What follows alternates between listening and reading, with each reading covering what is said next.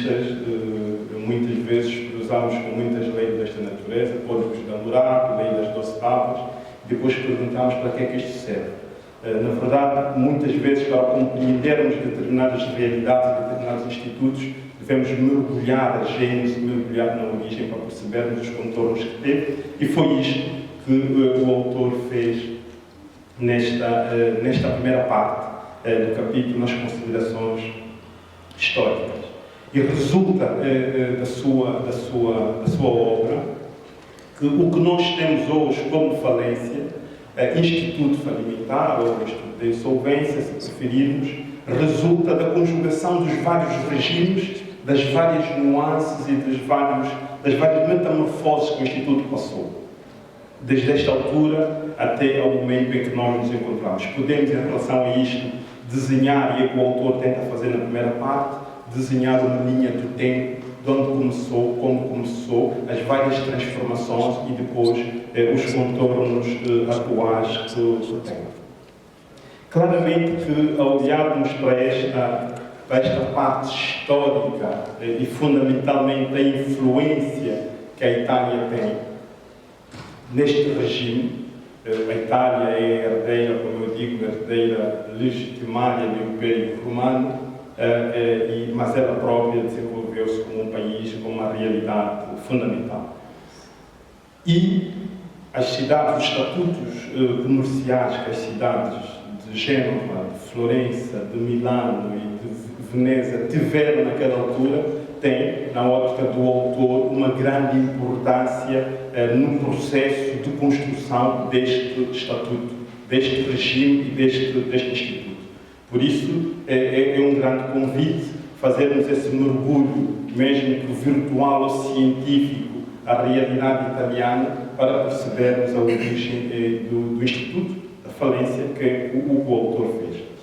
Claramente que, ao me deparar com o estatuto da cidade de Veneza, lembramos rapidamente do Mercador de Veneza, de William Shakespeare, e do problema da dívida que o comerciante terá contraído, o comerciante judeu terá contraído diante de ou o comerciante italiano contraiu diante de um judeu, e toda a peripécia que se lhe ocorreu depois dos barcos terem naufragado e não ter capacidade para pagar.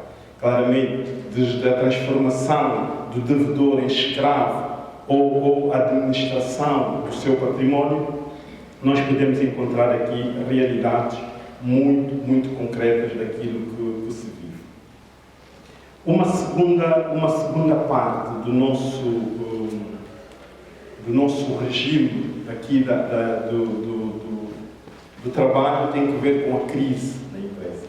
Sabemos que as empresas são muito caras na sociedade.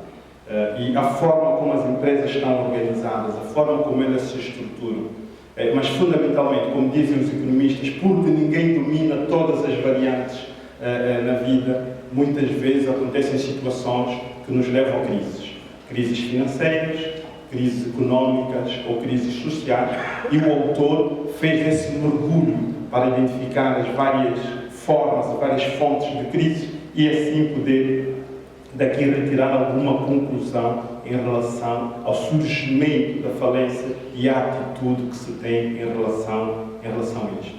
Situações como descapitalização ou subcapitalização das empresas são elementos, são temáticas que o autor tratou precisamente aqui na sua obra. Por isso, Mário, estamos aqui para assistir, para ver, para explorar tudo isto, e eu convido, efetivamente, que todos nós consigamos olhar para isto.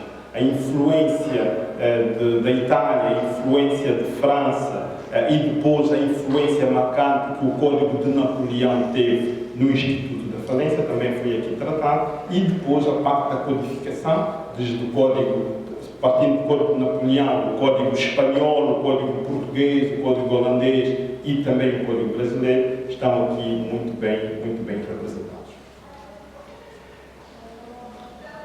Ora, o regime da falência, essa é a parte seguinte, que é o regime da falência em Angola. o regime jurídico, se podemos assim chamar, da falência em Angola, e aqui dispenso de comentar, porque os que estão aqui na sala conhecem melhor do que eu, mas o magistrado fez uma revisitação deste regime e fez uma abordagem crítico-analítica e valorativa do regime do Código de Processo Civil, do regime parlamentar, para nos trazer esta ideia de distinção, velha, claramente, mas sempre interessante do ponto de vista da doutrina, entre a falência e a insolvência, a falência, liquidação, a falência, saneamento, e depois o problema da finalidade da falência. Qual é a finalidade, qual é o pressuposto objetivo que pode ser encarado, pode ser surpreendido aqui no regime jurídico da falência que nós temos. A quarta parte desta obra é em relação à qualificação da falência. E aqui duas realidades chamam-nos a atenção, que o autor traz, e muito bem na sua obra. A falência causal, para discutirmos, na verdade, as causas da falência, e a falência culposa ou fraudulenta. Confesso que tenho mais, e também do ponto de vista da responsabilidade dos administradores pela falência, a falência culposa ou fraudulenta chama mais atenção, porque é aqui onde nós podemos, sem sombra de dúvidas, a sacar de responsabilidade dos gestores, que é a tese do Mário. E aqui o autor discute consigo mesmo e com os autores e com os doutrinadores várias questões. A incúria ou a imprudência, a prodigalidade, o consumo de parte do património nos jogos de fortuna e azar. Nós gostamos muito de jogar a sorte, não é propriamente causa do euro milhões, mas pode ser uma espécie de ango-fruto ou ango-milhões, né? Nós temos a sorte, claramente, assim um clique na mente que nos diz: vais conseguir, vais ganhar, é desta vez. Entretanto, a nossa vez nunca chega, né? E o património se vai esvairando e depois estamos diante da responsabilidade que não conseguimos assumir. Também o incumprimento de prestações é outro elemento fundamental. E é aqui onde o autor começa então a fazer o diálogo entre o regime angolano e o regime português. O problema da insolvência e fundamentalmente a discussão do dolo. Qual é o lugar do dolo e qual é o lugar da negligência no Instituto da Falência, principalmente na responsabilidade dos administradores. O dolo, como bem conhecemos, pode ser direto, pode ser necessário, pode ser eventual, e nessa particularidade, até que ponto é que nós podemos dizer que há responsabilidade e até que ponto é que podemos dizer que estamos diante de uma ou de outra natureza do dolo e quais são as implicações que tem, é o que o Mário discute aqui nesta parte da sua obra, na quarta parte da sua obra. Também faz um diálogo aqui interessante que hoje a investigação científica tem visto. Aliás, acabamos de assistir muitos nobres de várias coisas, da paz, da medicina, da paz não foi, da medicina, da economia, da literatura, e se percebemos principalmente da economia e da medicina, hoje já não se discute, já não são manuais com 1000 páginas, porque de facto aquilo que um manual de 1000 páginas pode conter, um paper de 15 também pode ter. E muitos estudos científicos que ganham prémios são estudos pequenos, simples, objetivos, mas profundos. E a abordagem da lei, aqui a abordagem jurídica, entre a lei, a doutrina e a jurisprudência, dão aqui uma tonalidade diferente ao trabalho do nosso autor. Porque o diálogo com a doutrina, fundamentalmente o diálogo com a jurisprudência é fundamental e isto está bem presente aqui, aliás, pelo número excessivo, positivamente excessivo de jurisprudência que o autor cita para construir a sua tese. A quinta parte, a que eu chamo tese do Mário, pela responsabilidade dos administradores pela falência. E aqui, o Mário começa por apresentar a questão dos órgãos sociais, a natureza da relação que se estabelece entre a sociedade e os órgãos sociais. Mário traz aqui uma discussão sucinta em relação a estes elementos, apresenta os critérios de governo ou de gestão de um órgão social, onde o elemento de diligência, aqui no fundo os deveres estão presentes, e fundamentalmente aqui o dever de diligência ou dever de cuidado que os órgãos, os administradores, os órgãos de governo das sociedades têm.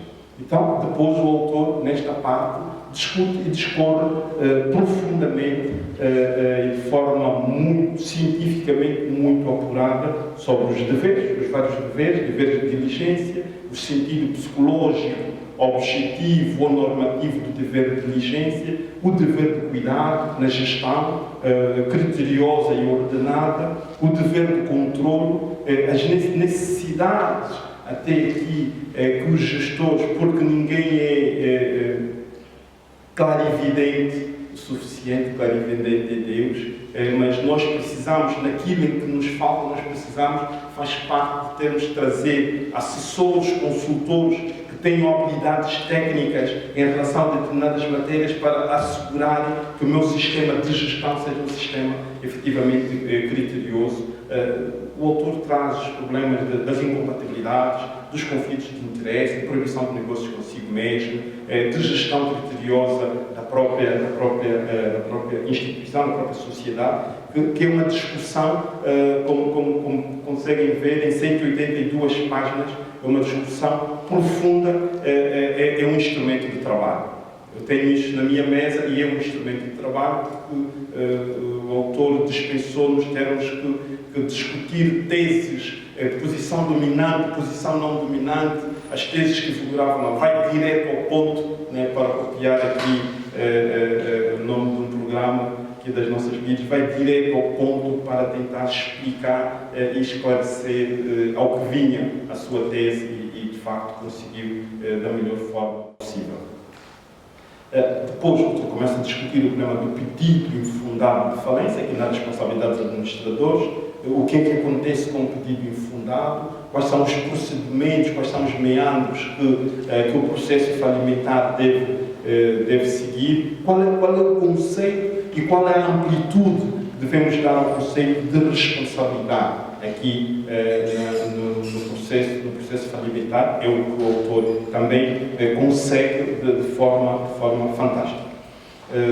Os deveres e a conjugação que faz com os vários regimes jurídicos, o Código de Processo Civil, Lei das Sociedades Comerciais, Código de Recuperação de insolvência e recuperação de empresas, tudo isto, conjugando o regime angolano com o regime português, o autor consegue ir tirando conclusões parciais sobre aquilo que ele se propôs defender como tese e trouxe agora à baila.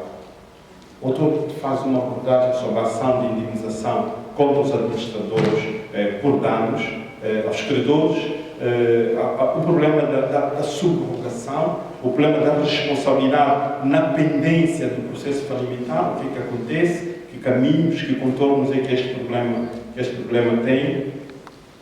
E depois estamos diante da responsabilidade. O autor trata de forma muito profunda a responsabilidade perante os sócios e a responsabilidade perante terceiros propriamente dito, e terceiros trabalhadores. Né? Como é que se coloca o problema dessa responsabilidade? A responsabilidade é por ação ou é por omissão? O que é que acontece e como é que nós podemos aplicar essa responsabilidade? É uma responsabilidade objetiva ou uma responsabilidade subjetiva? É outro problema que o autor elegeu e é sobre isso que também discutiu e discorreu aqui na obra que agora nos apresenta. Outro problema que se coloca é o problema da exclusão da responsabilidade. Quando é que, diante de uma falência ou diante de uma insolvência, podemos falar de exclusão da responsabilidade dos administradores? Quando e em que circunstâncias, é o que o autor também trata na sua obra, e quando é que podemos falar de extinção da responsabilidade? O autor também trata disto com bastante profundidade e com bastante simplicidade. E por último, ainda lembro a aflição que o autor teve de ter de conformar o regime penal entre a entrada em vigor, entre a defesa da tese e a entrada em vigor do novo Código Penal em Angola, e até ter que suspender a impressão da obra, porque era preciso conformar aqui uma parte final da sua obra, que é a responsabilidade penal. É o regime da responsabilidade penal falimentar, se lhe podemos assim chamar. A fraude, a frustração de créditos, a falência dolosa, a falência negligente, o favorecimento de credores, são tipos penais que entraram em vigor e que o autor teve o cuidado de trazer claramente para ter a obra completa. Ao lado de uma responsabilidade civil, nós temos uma responsabilidade penal. Mas será que pode ser uma responsabilidade cumulativa? Nós podemos cumulativamente responsabilizar civil e penalmente pelos mesmos factos? Nós estaríamos aqui a violar o ne bis in idem, nós estaríamos aqui a sancionar os administradores 2 vezes pelo mesmo facto. O que é que se discute? O autor teve aqui a possibilidade também de questionar isso. Há realmente uma carência penal? O regime da responsabilidade falimentar carece de responsabilidade penal. Sabemos que o direito penal é de tutela subsidiária ou de última ratio. O regime civil de responsabilização não basta, não é suficiente quanto a isto, que se discute qual é a finalidade então do regime penal falimentar. Quais são as vantagens de um regime penal falimentar? São estes desafios que o autor se propôs apresentar e os apresentou plenamente aqui nesta obra, de 182 páginas, muito fácil de ser lida, mas claramente com uma revisitação sempre constante, porque é um assunto que está em cima da mesa.